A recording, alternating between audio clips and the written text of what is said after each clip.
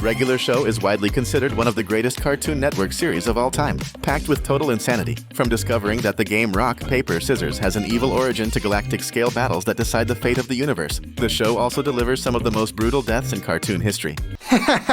Yeah! Regular Show was so wild that one of the most shocking deaths ever was that of one of its main characters, Rigby the raccoon. And the worst part, he was killed by one of his best friends, Skips. And no, it wasn't an accident. Everything happens in the episode Over the Top, where the lazy raccoon decides it would be a great idea to challenge the park's immortal super-muscular Yeti to an arm wrestling match. The result? One of the most insane and hilarious deaths in the entire show. Rigby tries to cheat using a robotic strength-boosting device, classic Rigby move. But of course, the plan backfires. Skips finds out, and what follows is a pure 80s-style action movie. Smash! Skips slams Rigby onto the table so hard that, well, Rigby literally dies. But don't worry, it doesn't end in total tragedy. This is Regular Show after all. Overcome with guilt, Skips challenges Death himself to another arm wrestling match to bring Rigby back to life.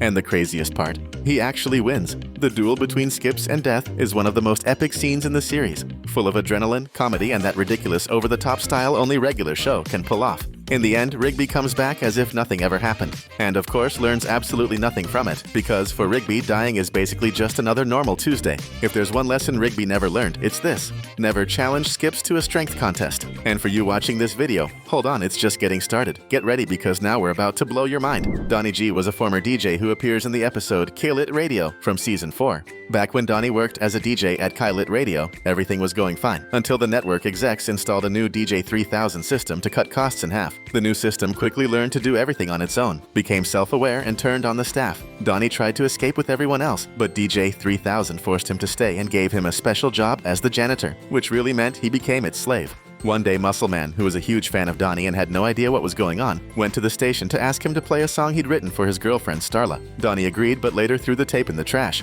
Muscle Man caught him, attacked him, and forced Donnie to tell the truth. That's when Mordecai, Rigby, and Muscle Man came up with a plan to free Donnie G and get the song on air for Starla. During the operation, the DJ 3000 discovered the plan and hurled a vinyl record straight into Donnie's stomach, leaving a massive hole in his torso. Even after that, Donnie didn't give up. He managed to blow up the entire radio station along with DJ 3000 while still getting Muscle Man's song played for Starla, saving everyone in the process. Although he walks away at the end of the episode, the giant hole in his stomach is still there, suggesting that what we saw might actually have been the ghost of Donnie G. We'll never forget you, Donnie. Done. You're the ice cube in my cola.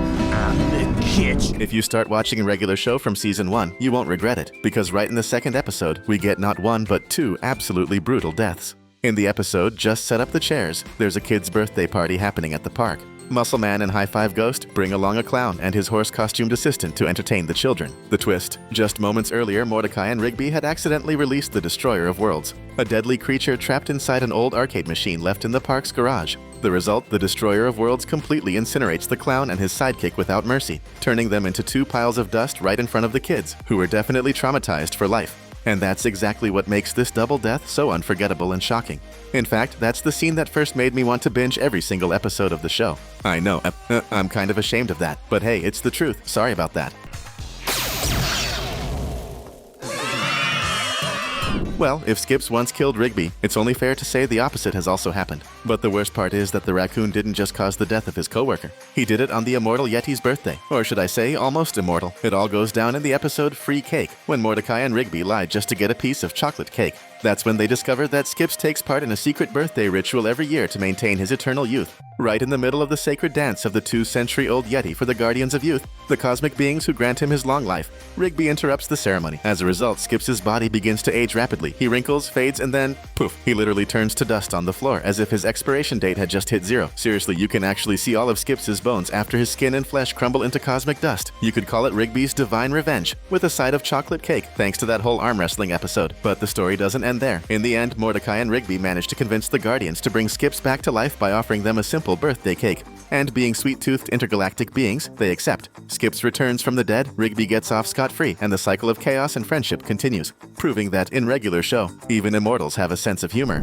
If there's one death that perfectly captures the over-the-top ridiculous spirit of Regular Show, it's the demise of the legendary Garrett Bobby Ferguson, the villain with literally the biggest head in the entire universe, even bigger than Pop's. He first appears in the episode High Score as an arrogant, egocentric gamer who absolutely hates losing. He's the proud holder of the highest score in an arcade game and never misses a chance to brag about it, until Mordecai and Rigby decide to beat his record. That's when things get wild. When the two actually manage to defeat him, Ferguson's massive ego just can't handle the humiliation. He starts yelling, shaking, and his already inflated head swells even more, until, boom, he explodes, splattering a nasty yellow goop, which Benson calls brain goo, all over the arcade, covering everyone nearby. It's easily one of the most absurd and hilarious scenes in the entire series. The guy literally dies of rage. In the end, Mordecai and Rigby walk away as heroes, though just as confused as ever, proving that sometimes the real game over comes to those who take games way too seriously. Before we move on with the list, don't forget to subscribe to the channel so you won't miss any of our upcoming videos about the craziest cartoon curiosities out there. Not every character on this list is technically alive. Take the Capicola Gang, for example, but the way they were literally obliterated earns them a solid spot here. The Capicola Gang was a group of anthropomorphic animatronic animals who performed as a band at the Fun Zone. Kind of like Five Nights at Freddy's, but way more chaotic. Unlike the jump scare horror game robots though, these animatronics are actual mobsters involved in counterfeiting, jewel theft, and several other federal crimes.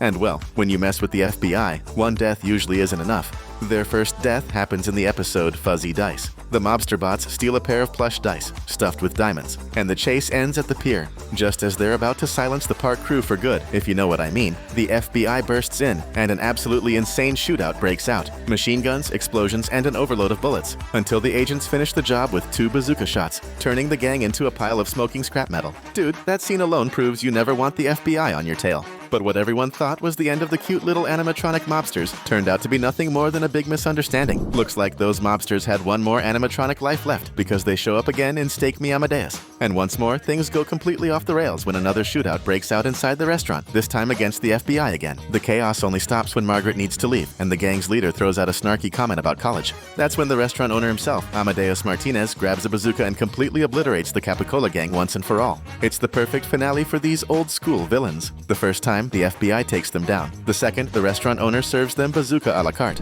Of course, we couldn't leave out one of the funniest, and at the same time most brutal, episodes in all of regular show. Make your own meat. It all begins as another lazy day at the park that quickly turns into a full-blown feast of chaos. Mordecai and Rigby accidentally burn every single hot dog at the park's annual barbecue, and, in a desperate attempt to fix the mistake, go grab new ones from the freezer. But what they find inside is straight out of a culinary nightmare. Living, talking, vengeful hot dogs that pretend they want to be grilled and eaten, when in reality they're plotting revenge against humans after centuries of gastronomic massacre. These sausages don't just talk, they plan to devour everyone as payback for being eaten for so long. But nothing beats the episode's ending, both brutally disturbing and hilariously grotesque. During the attack, Rigby accidentally discovers their one weakness, mustard. Once hit, the hot dogs lose their minds and start devouring each other in a full-blown cannibal frenzy of buns, ketchup, and high-pitched screams. It's absurd, and honestly unforgettable. Pieces flying everywhere, condiments splattering across the floor, and in the end, just silence. And grease. Not a single hot dog survives. Without a doubt, this is one of the most literally brutal deaths in regular show, and also one of the funniest. I mean, who would have guessed the episode would end with the villains eating themselves into extinction? In Mordecai and Rigby's world, even food has a soul, anger, and a tragic destiny, preferably served with sauce.